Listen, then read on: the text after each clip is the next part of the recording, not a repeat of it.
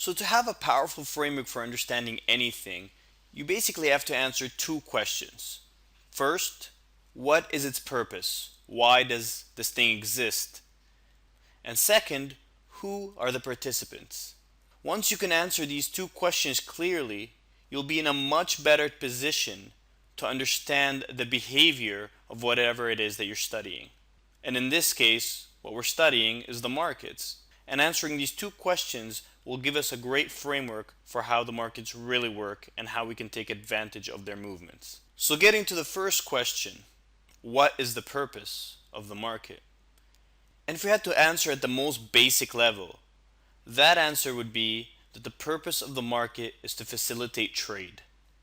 If you look at any market, a physical exchange like the New York Stock Exchange or the Chicago Mercantile Exchange, or an electronic one like the NASDAQ, the sole and primary purpose of these markets is to facilitate trade, is to allow the transfer, the buying and the selling of shares or contracts. That's why they're there, that's why they exist. And knowing that, we can come to a certain conclusion. And that is that they must be governed by the laws of supply and demand. Whenever you have trade facilitation taking place, supply and demand are at play. So that's the first key concept right now we have of understanding the markets. The second question was, who are the participants? And if you look at the marketplace and you forget all the squiggly lines you see on the charts and all the patterns people tell you about, in essence, when you look at who are the participants, what do those charts really mean? Who is behind them? And the simple answer is that the participants of the marketplace are human beings.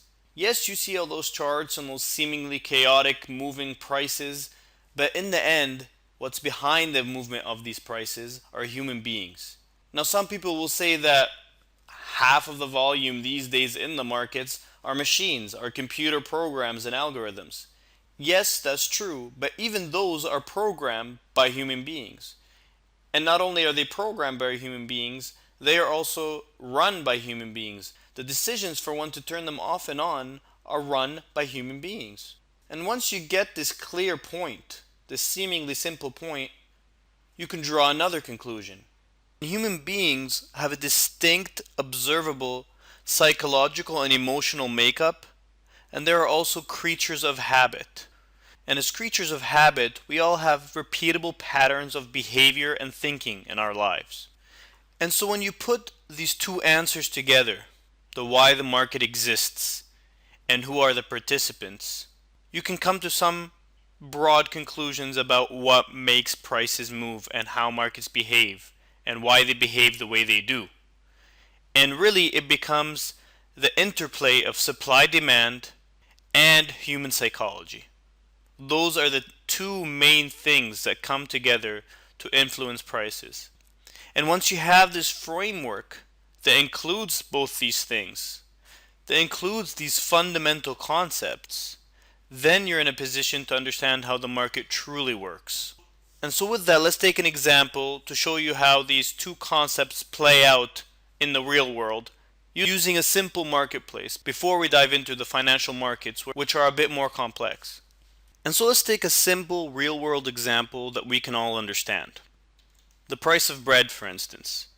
Let's assume you have a bread producer and he's selling bread. But he wants to find out what is the true price that he should be selling this bread at. For instance, maybe he's pricing it too low. He's selling all his inventory, but maybe he could get a higher price and still sell. So to find out what the true price of his bread should be, he raises the price. He tries raising it. And as he raises the price, maybe he sells a little less bread because now the price is higher and people find it a bit too expensive.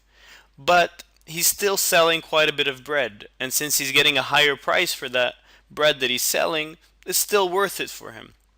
So he decides, okay, let me raise it a little higher. And now he sells a little less bread, but he's still making good money again because of the higher price. And so to find out, the maximum price he can possibly charge, he naturally has to keep raising the price of bread to find out what that price is.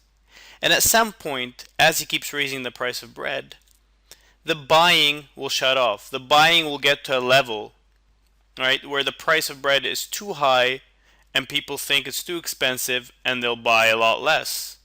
Well, at that point, he's not selling enough bread, and to do so, he has to decrease the price. So he's basically found that price ceiling for his bread, and he needs to decrease it again to get back to the point where he can sell his bread. And that point is called the value point, or the point at which trade facilitation can occur. Right? When it was too high, he couldn't sell enough bread.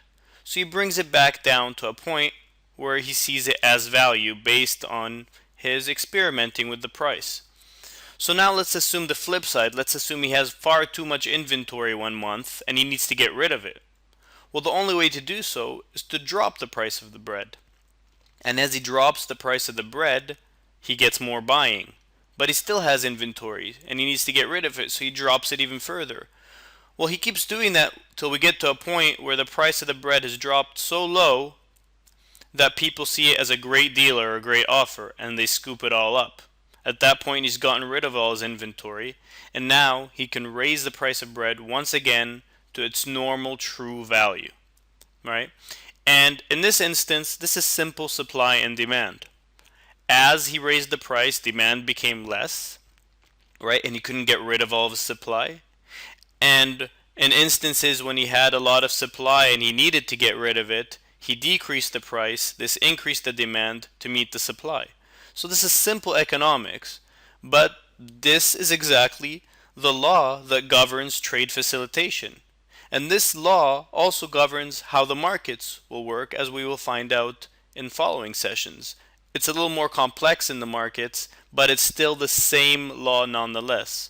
Now, the other thing we talked about when we were answering those two questions is who are the participants. And like we said, the participants are human beings. And human beings are creatures of habit, and they're also emotional creatures. We're all driven by fear and hope and greed and the other emotions that human beings experience. And so let's see how this plays out in the bread example. Let's assume that a rumor comes out that this bread maker does not have enough supplies for this month. Okay?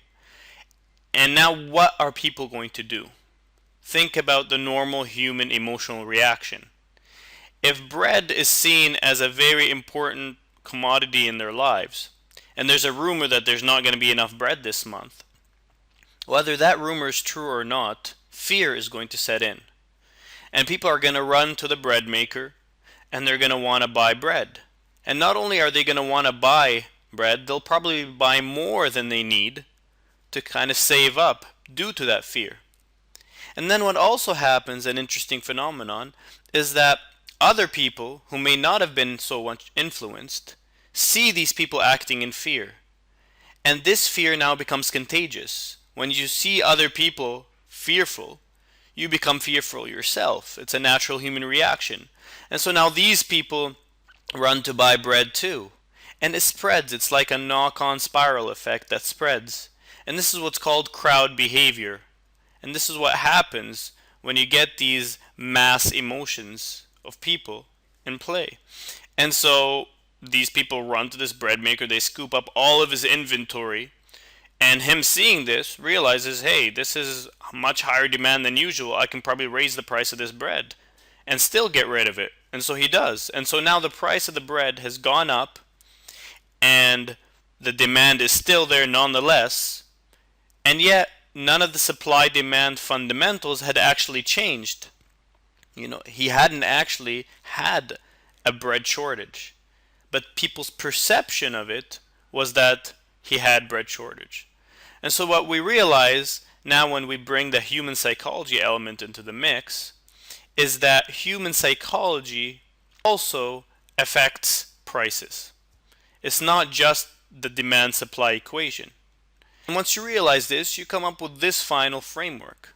You have supply and demand, and you have human psychology, and these two connect and interplay to finally give you price behavior. If you're trying to look at the markets as a purely rational place that's only governed by economics, you are going to be very disappointed and surprised by the actions you see in the market. Sometimes certain supply and demand economics point to one thing, and yet you get very different price action. And the reason for that is you have to factor in human psychology, the fear and the greed and other things that happen. And it's not just human psychology. Obviously, sometimes certain supply demand fundamentals are going to affect price no matter the fear, no matter the greed. Eventually, you get to a point where certain intrinsic value of something kicks in.